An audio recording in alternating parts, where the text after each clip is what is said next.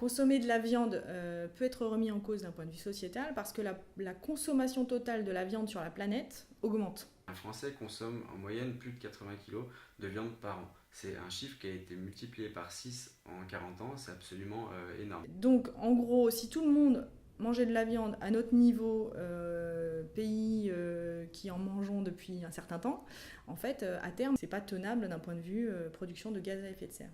La surconsommation de viande a des impacts sur le plan écologique, sur le plan de la souffrance animale et sur le plan de la santé. La viande, c'est quand même des animaux qui sont maltraités. Je crois qu'on peut plus se leurrer sur l'histoire du petit fermier qui a sa vache et qui la tue en pleurant. Sur le plan de l'écologie, pardon, il faut savoir qu'on va dans l'épuisement de nos ressources naturelles, j'en parlais tout à l'heure.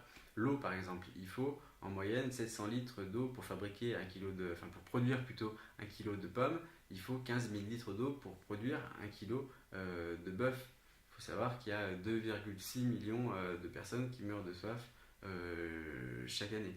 Et puis aussi le problème des gaz à effet de serre. Il faut savoir que l'élevage est un des plus gros générateurs de gaz à effet de serre, même plus que les transports à l'échelle mondiale. La viande n'est pas indispensable à notre équilibre alimentaire. Effectivement, elle a des intérêts sur le plan nutritionnel puisqu'elle apporte des protéines de bonne qualité, du fer aussi, qui est tout à fait essentiel. Mais encore une fois, on peut avoir une alimentation végétarienne ou veggie tout à fait équilibrée et retrouver ces protéines, ce fer, dans des aliments d'origine végétale. Si on consomme des légumineuses en association avec les céréales, on peut tout à fait satisfaire son apport en protéines dans son alimentation.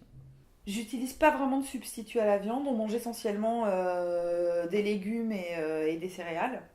Riz, pois chiches, pâtes. Voilà. En revanche, quand on a envie de se faire plaisir, oui, on peut, pour retrouver la mâche de la viande, qui est quand même un truc très agréable, effectivement, j'utilise du gluten de blé et je fabrique mon sétan. Quand mes filles veulent des saucisses, je leur fais des saucisses à base de légumineuses, donc soit des haricots blancs, rouges ou des lentilles, que je mélange avec du gluten.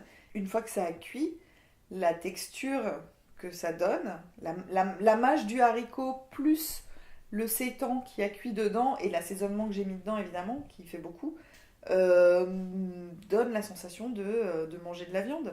Donc je ne dis pas qu'il faut arrêter de consommer de la viande, je pense qu'il faut surveiller sa consommation et ne pas trop en consommer, mais c'est surtout qu'il faut savoir la choisir et la sélectionner.